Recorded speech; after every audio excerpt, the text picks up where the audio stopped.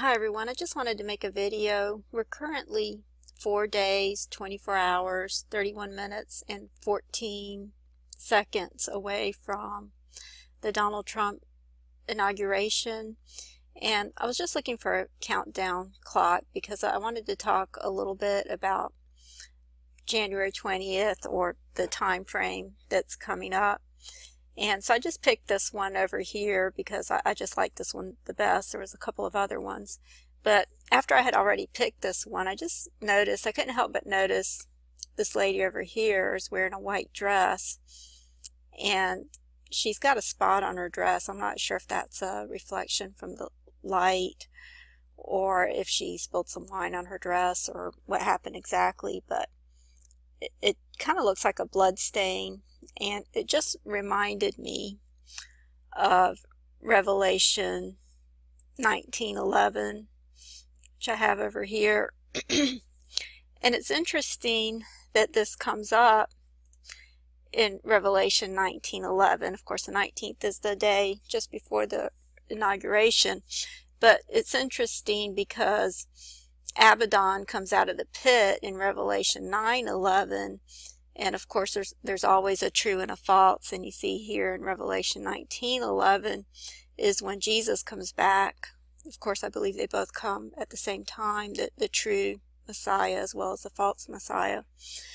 But Jesus comes back over here in Revelation 19:11, and it says, "And I saw heaven opened, and behold, a white horse, and he that sat on him was called Faithful and True, and in righteousness he doth judge and make war.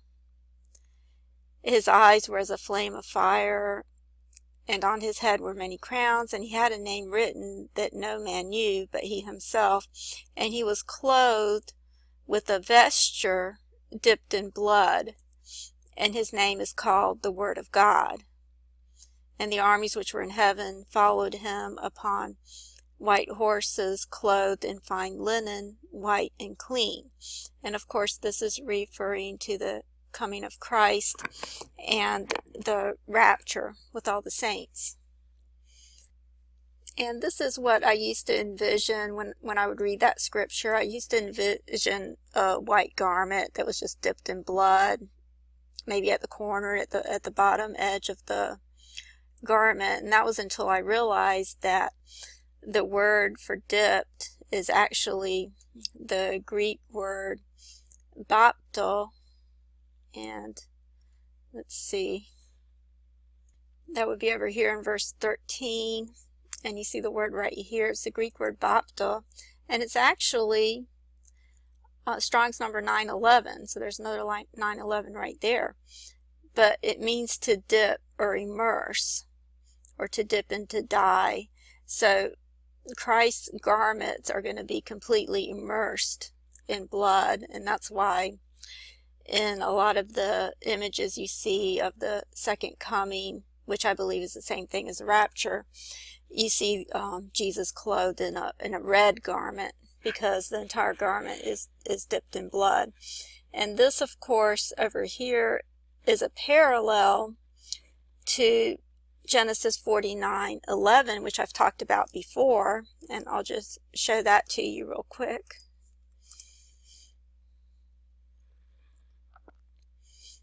Over here in Genesis 49:11, it's the verse right after 49:10, where it talks about the sign of Shiloh.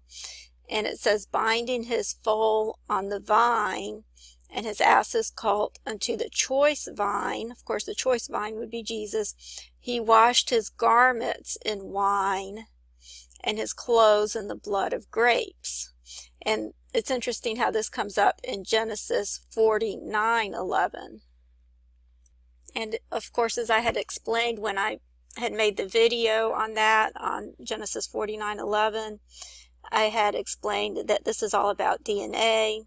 And the actual word used in the Greek was the word helix, which pretty much gave away what this was talking about, that it's talking about the two DNA strands. But it's also implied here just in the English, where it says, "Binding his foal into the vine," which would be us, "and his ass's colt into the choice vine," which is Jesus. And of course Jesus said he is the vine and we are the branches.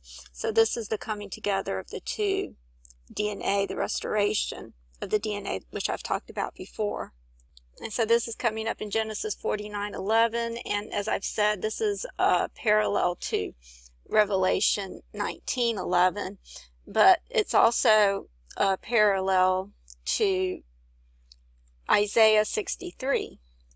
And over here it says, "Who is this that cometh from Edom with dyed garments from Bozrah? This that is glorious in his apparel, traveling in the greatness of his strength. I speak in righteousness, mighty to save. Wherefore art thou red in thine apparel, and thy garments like him that treadeth the wine fat? I have trodden the winepress alone, and the people there was none for me. For I will tread them in my anger, and trample them in my fury, and their blood shall be sprinkled upon my garments, and I will stain all my raiment. For the day of vengeance is in mine heart, and the year of my redeemed is come." And of course this is something that Natan saw in his vision as well. He saw Jesus coming back with his garments stained with blood. And that's not really what I was going to talk about. I just wanted to mention that just because I noticed this red spot on this lady's dress over here.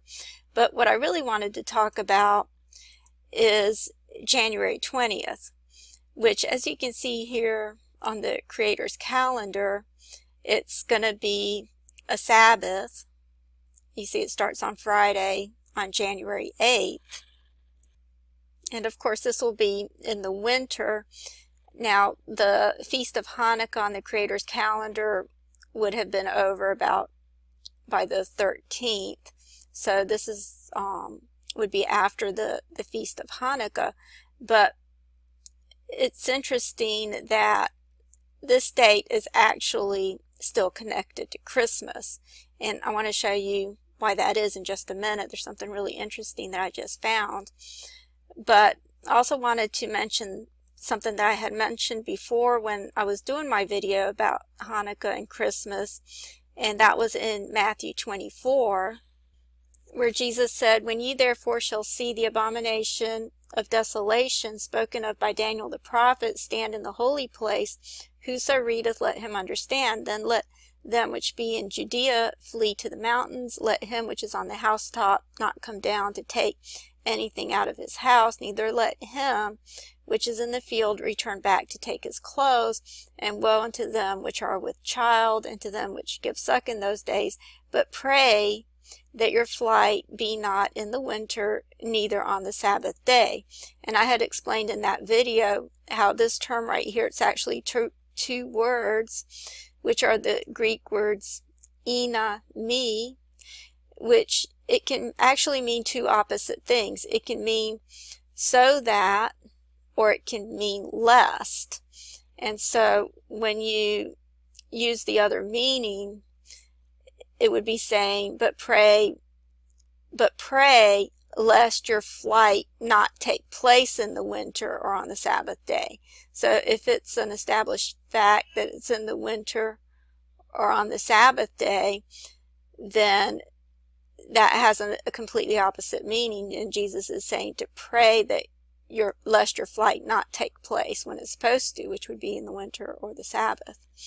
And so I believe this is ambiguous, and it would refer to those who would be in the tribulation during those days, but also it's referring to the rapture, where Jesus said, "Watch and pray that you might be accounted worthy to escape these things which are coming to pass and stand before the Son of Man." So I just believe that it's possible that it could be interpreted both ways.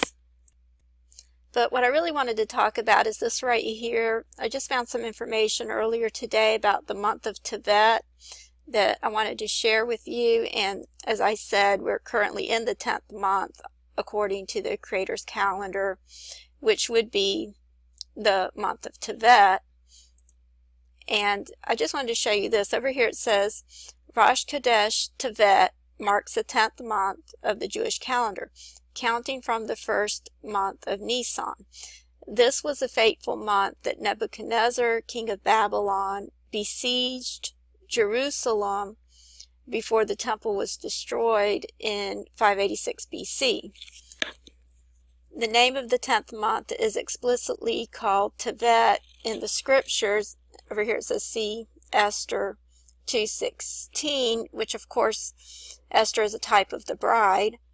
Okay, so I'm just going to skip over to this part over here. Over here it says the 8th of Tevet is traditionally recognized as a date when the oldest translation of the Torah, the ancient Greek Targum translation called the Septuagint, or LXX translation of the 70, was finished.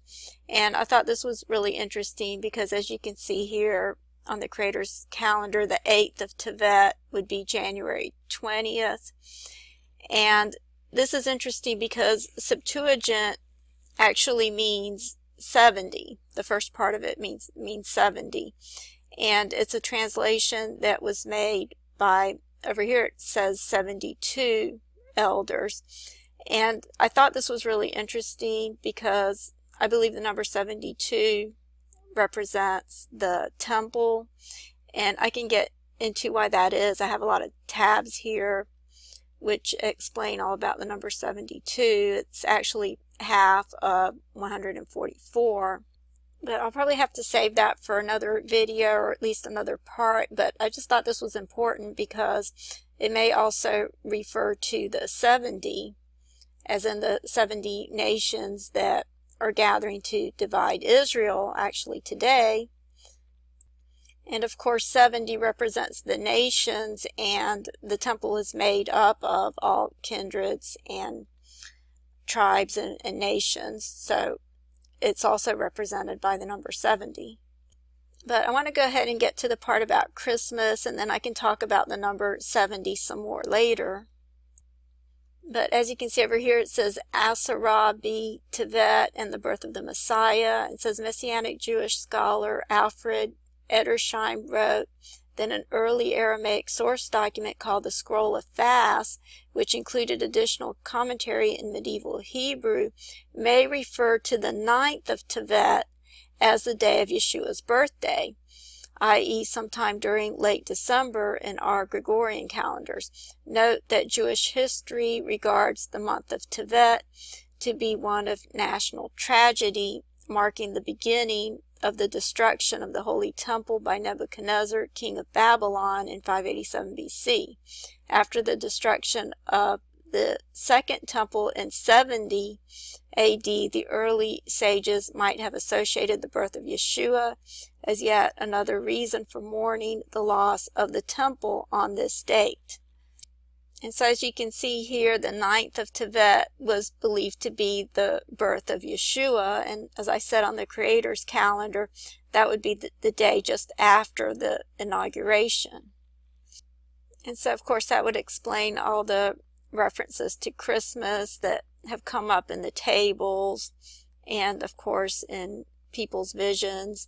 And also if you go back to the Creator's calendar, if we're actually a month off, as I had suggested in one of my prior videos when it was back in September, October, and there was a black moon, which might suggest that an extra month should be added, then that would actually make this be the 9th month. So that could explain the scriptures which talk about the 24th day of the 9th month, which would actually be the 24th, or right around the 24th of January if we're a month off, which is another date that Renee Moses has been talking about, and it would just be a few days after the inauguration. But the point that I want to make is that there's a way that somehow all of these scriptures, as well as all of the Bible codes, there's a way that all of these will be fulfilled in the end. And I'm not saying that this is necessarily the way it's going to happen. I'm just saying that it's looking very possible with everything that's happening right around January 20th or just before, with this vote to divide Israel that's taking place in Paris and everything else that's going on with the signs in the heavens.